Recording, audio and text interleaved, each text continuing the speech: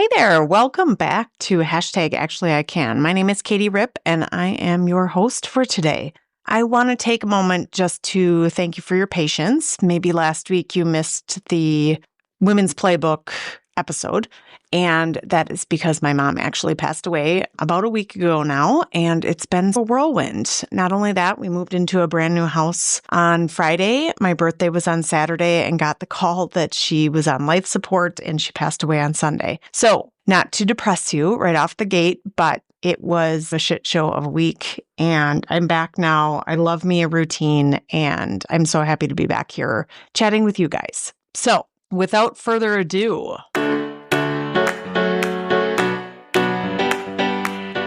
welcome back, friends. This is hashtag Actually I Can. I'm Katie Ripp, and this is season 2. Last season, we talked about everything and to everyone, about all the ways we're trying to build life and business on our own terms. This season, we're diving a little bit deeper into the Women's Playbook. We're talking about those old rules we were handed. We're going to toss them out and write new ones that actually work for us. We're talking about quitting the grind, claiming our worth, celebrating wins that actually matter, and leaning into community instead of competition. Around here, we believe that the best businesses, and lives for that matter, aren't built alone. So grab your coffee, pull up a chair, and let's go. We are talking the Women's Playbook. So if you've been following along in this series, you know what we're doing here. We are trying to rewrite the outdated patriarchal business playbook one rule at a time. So we've already dismantled the grind or die rule, which, number one, that is absolutely the rule that we need to rewrite. The play small rule, the don't talk about money rule, the keep it impersonal rule, and the competition rule. Each one has had the same through line. We've been trying to succeed in a system that was never built with us in mind. It was built with guys in gray suits with wives at home taking care of the rest of their lives in the 1950s and 60s. So we are far beyond that, but it seems that the business playbooks have not caught up. So today's rule might sound a little bit different, but it's just as sneaky, and it's the follow the blueprint rule. This is the belief that there's a right way to build your business, and if you just follow someone else's steps closely enough, you'll arrive at success. And on paper, this sounds super appealing, and I am absolutely the victim of this. Someone's done it before, so why reinvent the wheel? You just plug and play. Do A, then B, then C. But here's the problem. Most blueprints were written for someone else's life, someone else's goals, someone else's values. Think about a blueprint, actually. A blueprint is made for someone's home, and a home is built around their life, and everybody's life is different. It doesn't make sense if you don't have a dog to put a dog wash or a dog room in a house on a blueprint. That doesn't match your life, especially if you have cats. So that's what we're talking about today. When you follow someone else's formula too closely, you end up building a business that looks great on paper, but feels actually nothing like you. We're talking about how I learned that lesson the hard way, and I still learn it over and over again. And why I really just don't believe that one size fits all. That strategy just doesn't work anymore, and what it looks like to build your own blueprint. So let me tell you a little bit of a personal story. I've bought my fair share of blueprints over the years. Let me tell you, I am a course junkie. I love courses and programs and memberships. I have bought high-ticket masterminds and high-ticket courses and programs that I was really confident would work. And honestly, I went into them with the best intentions. I am a lifelong learner. I love a good strategy. Give me a system, a spreadsheet, a process. I'm totally in. Now, that actually doesn't match who I am as a person, but I have been duped just like you probably have. One in particular really stands out to me. It was a high-ticket coaching program that promised me clarity and structure and predictable revenue, and even a money-back guarantee that if I didn't make $10,000 in the first, 90 days, I was to get my money back. And on the first call, they laid out that magic formula. So if I wanted to scale, I needed to send 30 to 40 cold DMs via Instagram a day for 90 days minimum. So this is after I've already paid. That was the strategy. That was the secret sauce. And I remember sitting there thinking, you have got to be fucking kidding me. And everything in my body said no, like full body recoil. I could barely send one cold DM without wanting to crawl out of my skin. And now they wanted to make it my daily practice. No, thank you. And I could see why they promised people money back guarantee, because if you didn't actually do the 30 or 40 and have that proof, there's no way that they were going to give me my money back. So I ended up going to maybe the first group coaching call, but basically I just flushed that money down the toilet. When I'm talking big ticket, I mean, it was significant money and money I probably didn't have at the time. But they were the experts, right? They had a huge following. They had all these anecdotal testimonials from people that really had made millions with this method. So for a little while, I did try to make myself fit into that system, but I hated every second of it. It felt completely robotic, forced. I forced in a way that I was like, I really cannot do this and sleep at night. And really completely disconnected from the kind of business I wanted to build anyway. It's not that I didn't want to make $10,000 in a month or in a week or whatever they were promising, but it was not rooted in relationship. It was rooted in pressure and sales. And I really was not interested in that at all. And I remember thinking to myself, if this is what success looks like, or if this is what it takes, I actually don't want it at all. And it really made me question if I wanted to be a coach at all.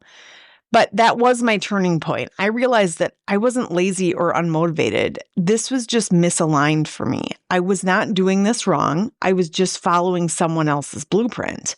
And I'm sure that worked for them. It did work for them because I got a cold DM and I did go and find it and go down that rabbit hole and ended up purchasing their coaching program. But when I finally gave myself permission to throw out that formula, everything really did get easier, because when you stop trying to build on someone else's dream, you can make space for your own. So this is how this rule shows up for us. It comes in sneaky ways, even when we think we've outgrown it. And she said that this is the only way to scale, so I guess I should do it too. Or maybe this course worked for her. If it doesn't work for me, it must be my fault. I must be a failure. I must not be an entrepreneur or a good business owner or blah, blah, blah. I just need to follow the steps exactly. Then it'll click. And I'm notorious for this. Like, I'll sit down and be like, okay, this is the course that I'm finally going to follow step by step, and it's going to work for me. This is my limiting belief. This is how it sneaks in for me personally. Or I'm not ready yet because I don't have the full plan. We crave certainty, especially in business. This is human. But the truth is, most of us are trying to find safety in someone else's structure, when what we really need is trust our own intuition. Blueprints feel safe because they promise control. That's the point. But the reality of entrepreneurship and life, actually, is that control is totally an illusion. What you actually need is clarity. And clarity only really comes from experimenting, from feeling your way through, from building something that fits the shape of your actual life, by aligning to your values. The follow the blueprint rule doesn't work because it assumes we all have the same resources, energy, and seasons of our life. But we don't. We are women, and we are all very original beings. Some of us are raising kids or caring for aging parents. Some of us are rebuilding after burnout or divorce or navigating chronic illness. Some of us have full-time jobs or side hustles or emotional labor that just never stops. There's no one-size-fits-all formula that can hold that kind of complexity. And yes, maybe some of these rules were built with men in mind and a very simple strategy that matched most men at the time. Men in gray suits with wives at home running their lives. They were going to the office every day. They had the same exact layout of their day. We as women are completely complex and complicated beings with complex and complicated lives. These don't match. The thing is, the old rules of business were not written for us. The blueprint was designed for someone who could pour 100% of their energy into that hustle, whatever it was. That is just not us. We live cyclical lives, creative, emotional, physical cycles that affect how we show up. And that's not a flaw. It's actually an advantage if you let it be. Because when you build your business around your real rhythms, it becomes sustainable. It stops feeling like you're constantly fighting yourself. Okay, so here's the new rule. Build your own blueprint. There's no single right way to build a business. There's only your way, the one that fits your values, your energy, and your life. That doesn't mean you never learn from others. Quite the opposite. It means you filter everything through your own lens. So when you hear a new strategy, ask yourself, does this align with my values? Does this fit the life that I actually want? Does this move me closer to freedom or just into another kind of box? If the answer is no to any of those questions, let that shit go. You don't need another guru's permission slip. You need your own voice leading the way. When I threw out that high-pressure sales strategy, I started listening to my own rhythm.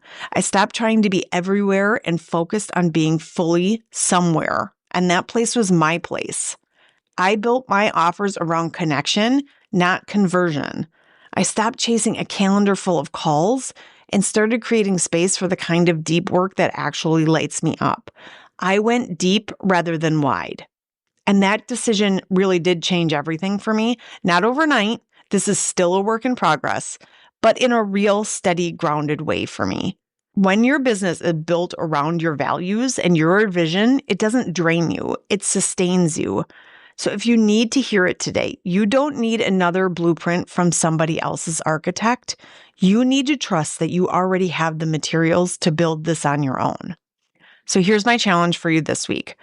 Audit your business for borrowed blueprints. Where are you following someone else's shoulds? Where have you convinced yourself that if you follow the formula, it finally will work? And what would it look like to do it your own way instead? Maybe that means simplifying an offer, or changing your schedule, or reimagining how you launch something. Whatever it is, make one small shift toward alignment. Your intuition is your most underutilized business tool. And the more you use it, the stronger it gets, I promise. The follow the blueprint rule tells us that there's only one right path. And we just know that's not true. As women, intellectually, that's just not a true statement. There is just no single path. There's only yours. Here's the new rule. Build your own blueprint. So if this episode hit home, go check out the full blog post. It's linked in the show notes. And if you know a woman who's been trying to squeeze herself into a business model that just doesn't fit, please send her this episode or send her my information. I'd love to chat. Don't forget, you can join my email list to get every new rule delivered straight to your inbox, plus behind the scenes updates as I turn this series into a book. Thanks for being here today, and thank you for your patience. And I'll see you next week when we take on the old rule, the never show weakness rule, and why vulnerability is actually your greatest power move. That's it for today's episode of #ActuallyICan. If something in this conversation hit home today, send it to a friend who's writing her own playbook too. Make sure you're subscribed so you don't miss what's next. And if you want a community where these conversations turn into actual support, come hang out with us in the Grove. The link's in the show notes. Until next time, keep rewriting those rules, keep celebrating your wins, and keep reminding yourself, actually, you can.